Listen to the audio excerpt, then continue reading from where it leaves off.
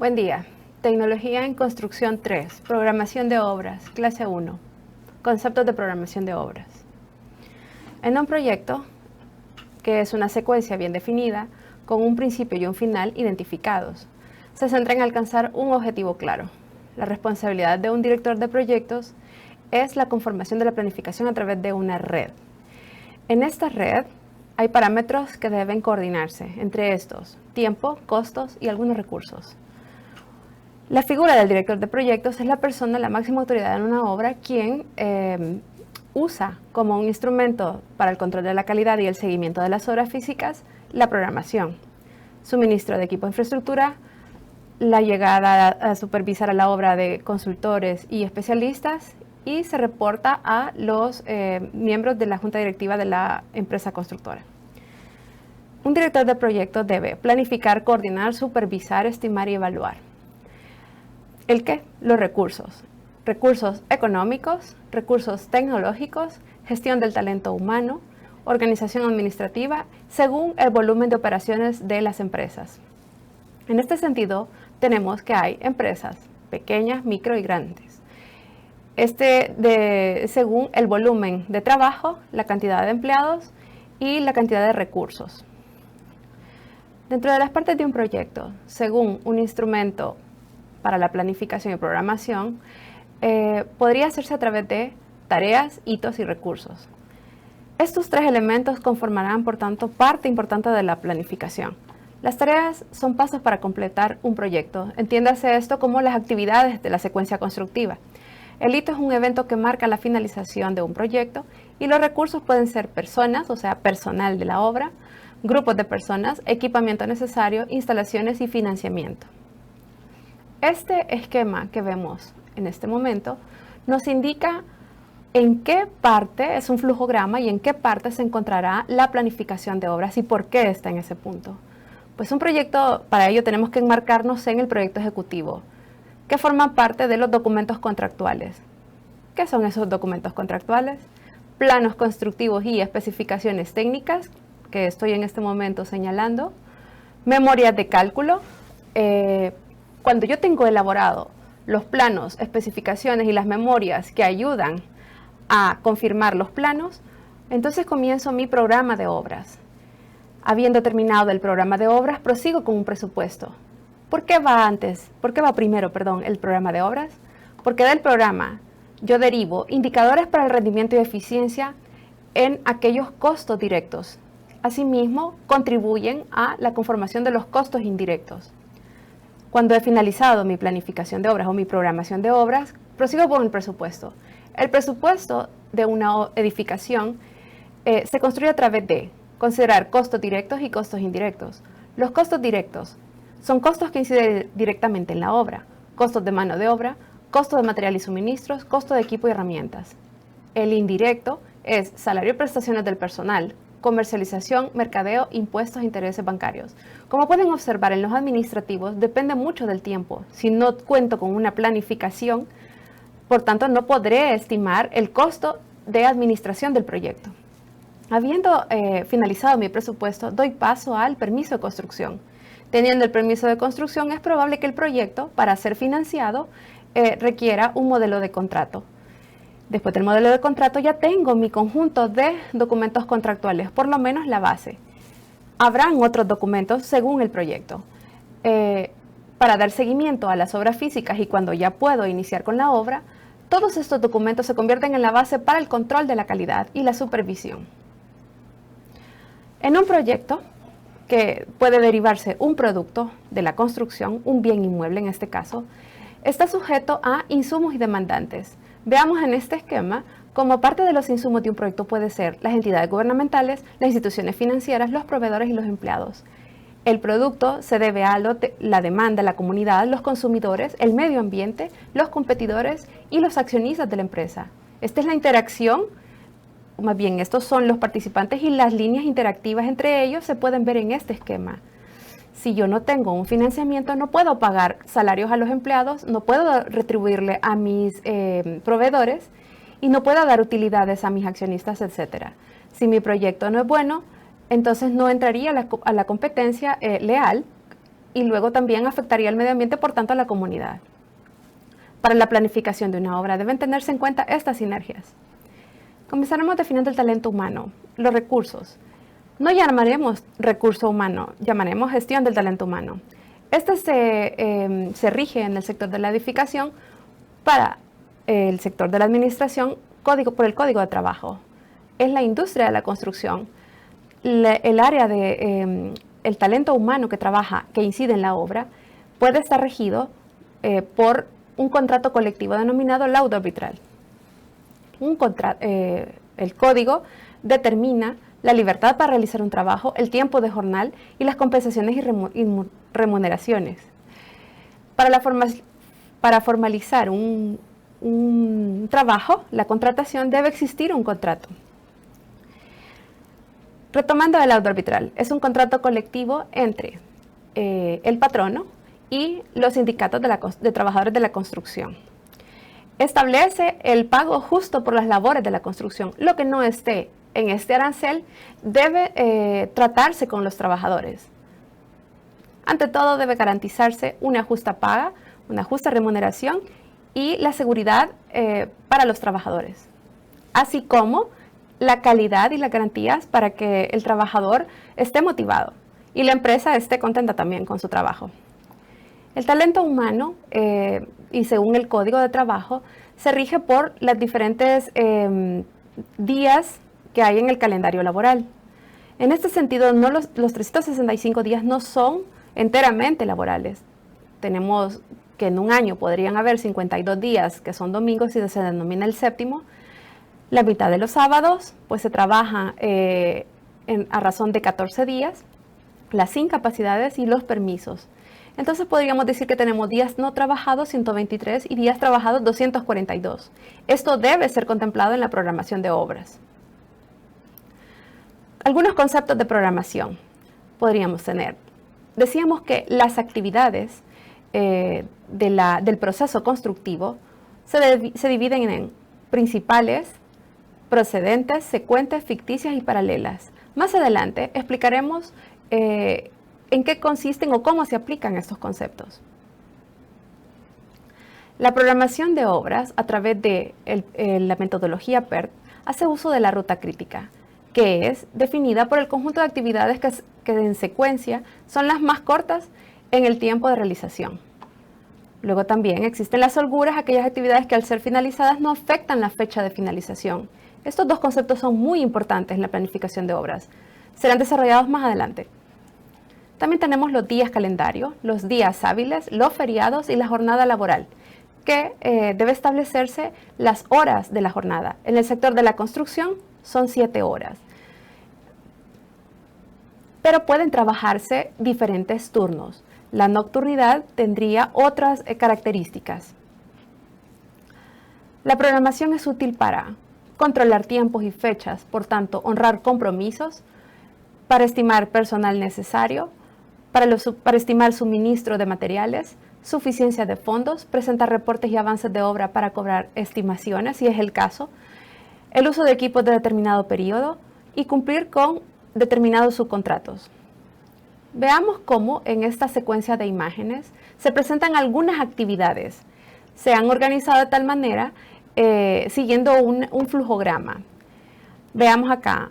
Lo primero que aparece son las excavaciones, luego la hechura de las armadurías. Mientras yo hago las excavaciones puedo estar haciendo las armadurías, pero esto si lo presento en un flujograma no lo tengo claro. Ambas actividades debieron haber terminado para iniciar con la colocación de armadurías y posteriormente la preparación del colado y el vaciado del colado. Le llamaremos colado al vaciado de concreto en el elemento, en la construcción, in situ. Pueden surgir determinados imprevistos. En el caso que nos ocupa, el imprevisto consistió en el hallazgo de piedra de gran tamaño. ¿Qué pasa cuando hay imprevistos? Si no tengo una planificación de las obras, no puedo reprogramar. Por tanto, es importante programar la obra. Otro tipo de imprevistos, suelos no aptos o que el equipo se me haya dañado. La poca tecnología no debería ser un previsto. Si yo cuento con determinada tecnología o determinadas condiciones del lugar, debo poderlo planificar bajo esas condiciones. el clima sí que representa imprevistos. La programación, como hemos visto antes, es parte de los documentos contractuales y brinda información para la conformación de un contrato, que es un pacto entre caballeros, los tiempos, los plazos y, por tanto, las penalizaciones. Aquí lo podemos ver de mejor manera. Plazo del contrato y, por lo tanto, multas por el incumplimiento de ese plazo. Algunos principios. En la teoría de gerencia de proyectos, o sea, es decir, a lo largo de ¿para qué se usa la programación? Se usa como un instrumento para gerenciar un proyecto o dirigir un proyecto. Lo que nos interesará siempre, y con esto finalizo, es determinar el tiempo más corto en el que es posible contemplar o edificar un proyecto. Para ello, doy paso a la metodología de ruta crítica, un sistema que fue desarrollado en la década de los 50, generalmente en la industria de la manufactura y la producción. Esto garantizaba que la producción no se parase y que se pudieran identificar actividades que se pudiesen realizar de forma simultánea para acortar tiempos. Bien, continuando con los principios de programación, quiero decir, un proyecto es cualquier empresa humana con un claro principio y un claro final. Los proyectos poseen algunas características comunes. 1. Desarrollo de actividades. 2. Relación secuencial entre actividades. 3. Determinación de tiempos. Y 4. Determinación de recursos. Red de actividades. Es la representación gráfica de las actividades que muestran sus eventos y secuencias. Actividad. En una red de actividades se representan por una flecha que empieza en un evento y termina en otro evento. Evento es el momento de iniciación o terminación de una actividad. Estos no tienen tiempo, sino que ocurren. ¿Va? Evento inicial, actividad, evento final. Ruta crítica. Es la serie de actividades que indica la duración total del proyecto.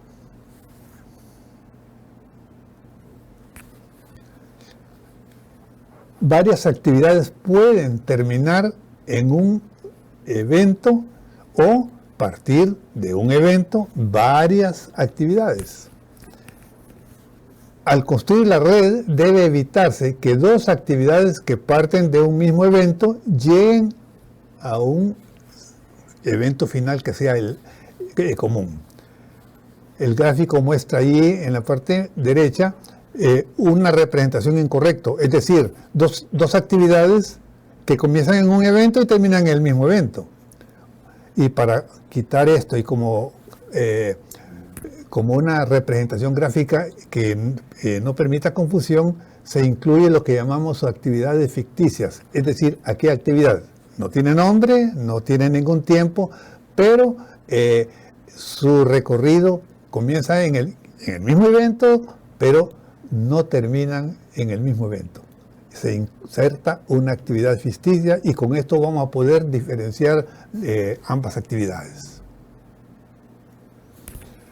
Para el caso, tenemos aquí también actividades que son secuenciales. Es decir, no puedo desarrollar una actividad sin haber concluido las otras. Para el caso, una pared, consecuencia de la pared, sigue el repello de esta pared si estaba irrepellada. Pero lógicamente no puedo repellarla si la pared no está hecha. Y igual, afinado, no puedo afinar la pared si esta no ha sido repellado ni tampoco está hecha la pared. Así van en secuencia. Pero también existen actividades paralelas. Por ejemplo, en algunos, dependiendo lógico del sistema constructivo, puedo desarrollar paralelamente fontanería, la construcción de la misma pared y la red eléctrica, por lo menos en la parte de ductería. Y para pintar necesito que estén concluidas estas tres. Siempre y cuando pues, las instalaciones, tanto fontanería y electricidad, vayan en el interior de la pared o adosadas a ella. Bueno, listado de actividades para una obra de diseño. Es decir, para desarrollar un juego de planos del tipo que sea y sacar su costo, necesitamos una serie de recursos y personal de diferente especialidad. Por ejemplo, necesitamos desarrollar estudios preliminares, anteproyectos, proyectos de todas las especialidades y, lógicamente, presupuesto de toda la obra completa. ¿Cuánto nos va a costar esto? Tenemos que saberlo y para eso necesitamos completar pues, todos los planos. Bien, esas 4 superactividades, por ponerle un nombre, se subdividen en otras actividades. Las preliminares comprenden topografía y estudio de suelos. Anteproyectos, para un caso frecuente, arquitectónicos, anteproyecto estructural, hidráulico, eléctrico y cualquier otra especialidad que lleve determinado proyecto, ejemplo, aire acondicionado, etc. Teniendo estos anteproyectos, pasamos al desarrollo de los proyectos finales, arquitectónicos, estructurales, hidráulicos, eléctricos y cualquier otra instalación, ya planos finales, ya con los proyectos ya finalizados. Y con esto podemos proceder a los presupuestos. Para esto necesitamos cantidades de obra y precios unitarios de los mismos. Bueno, para el mismo caso, desarrollamos las actividades, el listado de actividades ya en una sola digamos, secuencia preliminar. Intuitivamente podemos decir, y con toda lógica, y llamamos actividad inicio, aquella actividad en la que estamos listos para desarrollar nuestro proyecto.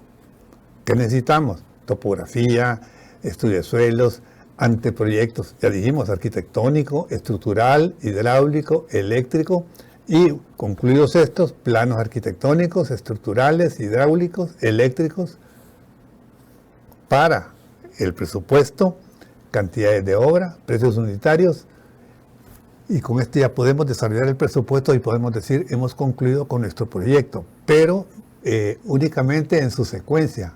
No sabemos en cuánto tiempo lo vamos a desarrollar, simplemente tenemos aquí lo que vamos a hacer. Ahora, para saber en cuánto tiempo, necesitamos saber qué necesito para el desarrollo de cada actividad que esté concluido. Para el caso, no podemos hacer nada si no tenemos una topografía.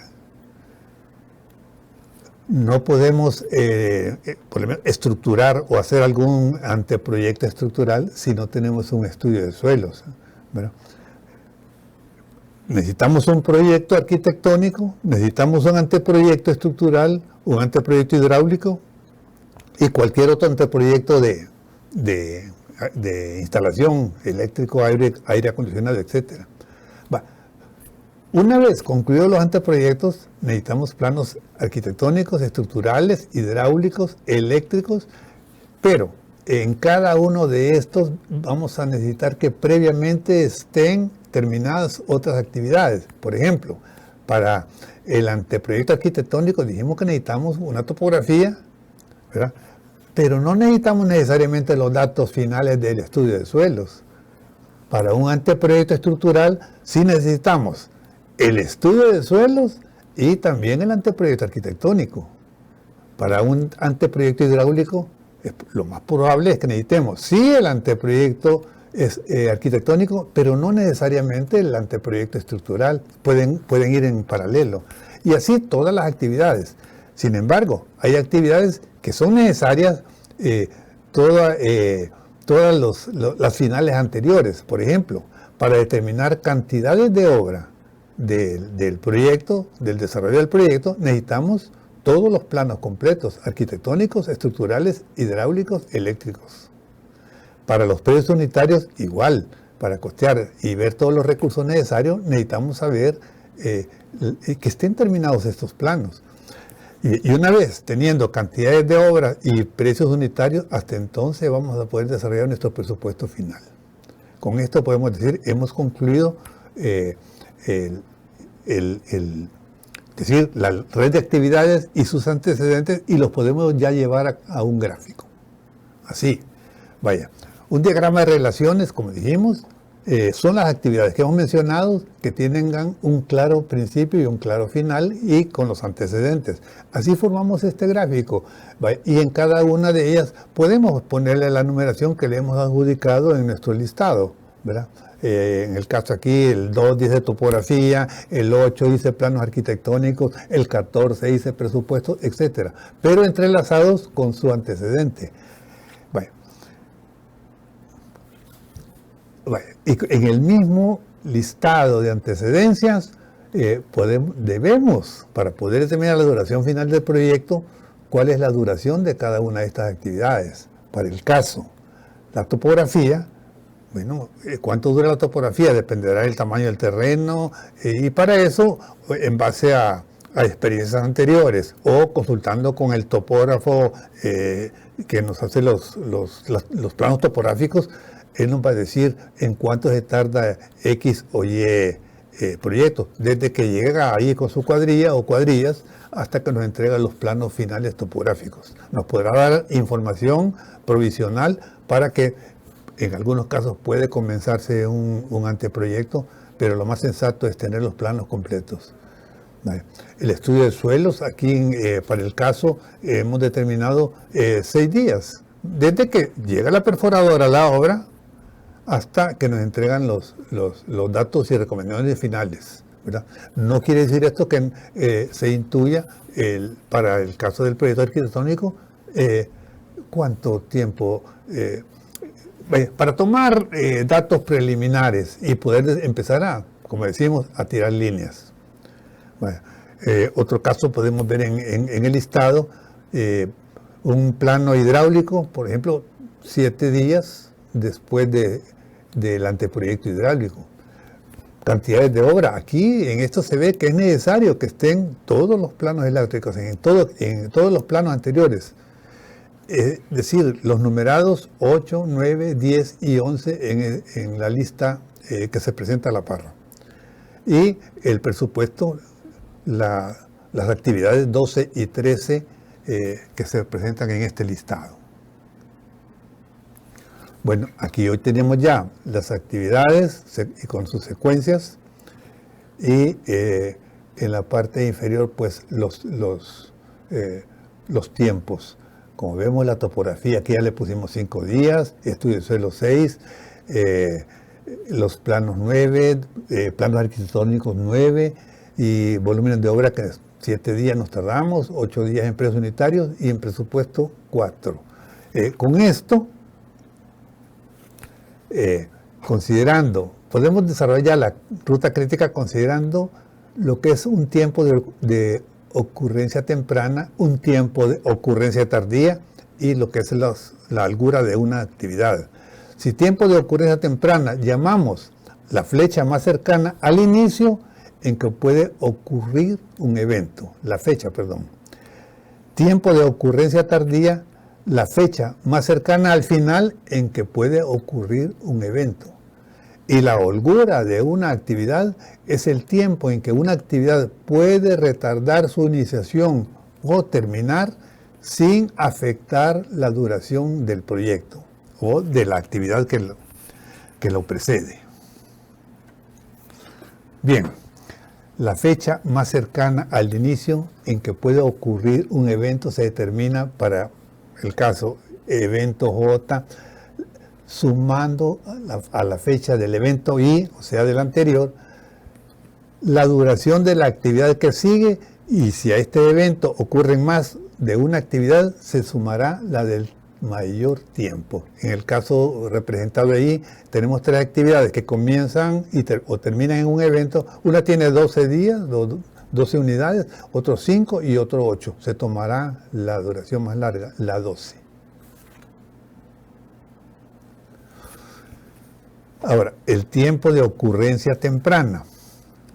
Bueno, si observamos en los círculos de los eventos, hemos puesto ya en un número espacio ahí el tiempo de ocurrencia temprana de un evento. Es decir, ese evento, ¿cuál será la fecha más temprana que pueda ocurrir si iniciamos en cero? Dice, el estudio de suelos estará el día 13. ¿Por qué? Porque la topografía se tardó 5 y el anteproyecto, el 8 días, ahí tenemos 13. 13, aunque 5 y 6 suman 11, el periodo más corto, será el de 5 y 8, 13. ¿Por qué? Porque si tomo el de arriba no estará terminado el anteproyecto arquitectónico. Y el de tardía, la fecha más cercana al final, es decir, la ocurrencia de ese evento se obtiene restándole a la fecha del evento J la duración mayor de las actividades que lo preceden. Para el caso, el que tiene aquí 20 días. Ahora sí, si ya tenemos en todos nuestros círculos, en cada evento, el tiempo de ocurrencia temprana y el tiempo de ocurrencia tardía, ya podemos formar nuestra red. Vamos a ver aquí una serie de actividades que tienen igual duración, igual día, el tiempo de ocurrencia temprana y el tiempo de ocurrencia tardía igual. Es decir, entre el tiempo de ocurrencia temprana y el tiempo de ocurrencia tardía no hay nada, o sea, su diferencia es 0. Es decir, ese evento no puede ni retardarse ni atrasarse. Son los que me van a formar la ruta crítica. Sin embargo, hay otros eventos. Para el caso, aquí tenemos el evento que da final al anteproyecto eléctrico y da inicio a los planos eléctricos, una diferencia de 7 días.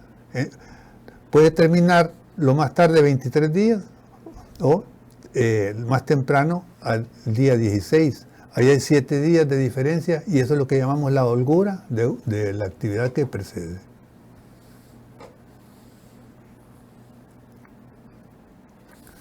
Ahora, si ya tenemos numerados o temporizados los eventos, la duración de la actividad, podemos ver qué holgura, cuáles son las actividades que tienen holgura. En el caso aquí, estudio de suelos, vemos 2 días, anteproyecto estructural 0 días, es ruta crítica, planos estructurales 0 días, ruta crítica, planos arquitectónicos, lo que muchos arquitectos dicen, no, aquí no, nuestro desarrollo es el más rápido, y ocurre de que no, que aquí según este diagrama nos da de que tenemos 6 días de holgura, que no podemos terminarlos, o podemos terminarlos, pero no estará determinado todo el anteproyecto de todos los planos, porque hasta que termine el que tiene todas sus actividades en 0, que es lo estructural. Y esto porque el estructural necesitó para comenzar el estudio de suelos, el arquitectónico no. Entonces, y al final así vamos armando nuestra red hasta tener que nuestro proyecto se desarrolla en 40 días. Aquí ya lo podemos ver. Ya lo pasamos a nuestro cuadro, ya teníamos los antecedentes, las duraciones y ahora las holguras. Todas las actividades que tienen holgura no son críticas, y las que aparece aquí con 0 holgura, son nuestras actividades críticas. Esas son las que nos forman la ruta crítica. Aquí las podemos subrayar del inicio, el inicio de la obra, la topografía, el anteproyecto arquitectónico, sí, el anteproyecto. El anteproyecto estructural, los planos estructurales, los precios unitarios y el presupuesto. Hay actividades, el resto de actividades no son críticas. Aquí lo podemos poner a escala si lo vamos a desarrollar así en forma PERT, PCM, CPM, y ya lo tenemos a escala y veremos aquí pues que las actividades críticas y una de ellas pasa por una actividad ficticia ya están a escala y las ficticias nos van a quedar de manera vertical, es decir, 0 duración. Hasta eso ya puede quedar a escala. Y tenemos aquí una ruta crítica ya bien definida. Ya determinada la ruta crítica, aquí está desarrollada y buscada en el sistema que llamamos PERT-CPM. Sin embargo, existen otros métodos más cortos que nos permiten desarrollar, averiguar la ruta crítica conociendo, lógico, los antecedentes y las duraciones. Pero recordemos esto, para que un proyecto de una programación nos quede realmente funcionando correctamente, tenemos que conocer bien los antecedentes de cada una de estas. Si nosotros colocamos en un antecedente de una manera equivocada, cualquier sistema lo va a desarrollar, pero equivocadamente, y podemos cometer errores. Por ejemplo, si yo programo una obra y digo, aquí voy a hacer un muro de piedra, voy a tener una actividad que es, bueno, el acopio de materiales, entre ellos la piedra, lógicamente yo puedo desarrollar mi muro. Pero si yo pongo en una actividad construcción del muro y pongo más adelante, o en un listado y no lo pongo como antecedente, el acopio de la piedra, y estoy diciendo que voy a desarrollar el muro sin que haya llegado a la piedra, y estas situaciones se dan frecuentemente al no poner adecuadamente pues los antecedentes. Quiero mostrar una gráfica del resultado de un PERT, bueno, sería esta, y también el de en un proyecto. Aquí están las mismas actividades, la actividad del anteproyecto, las mismas que tenemos allá, pero aquí a la hora de utilizar este software se le han introducido las actividades de cada una de ellas y su duración y con el antecedente correcto. Si no lo ponemos así, el proyecto lo va a agarrar, el sistema, el software, pero lo va a desarrollar equivocadamente. La ventaja de estos proyectos, del proyecto, pues, por ejemplo, decir un software, es que inmediatamente nos da la ruta crítica. No tenemos que averiguarla por sí mismos, sino que nos lo da y nos lo presenta en un Gantt. Y a la vez nos puede concentrar de un solo las actividades, como previamente lo habíamos determinado aquí, como veremos en la imagen siguiente. Por ejemplo, aquí tenemos el proyecto de diseño, que es todo, los preliminares, los anteproyectos, los planos y los presupuestos. Bueno, con esto termino esta presentación y pasen buenas tardes.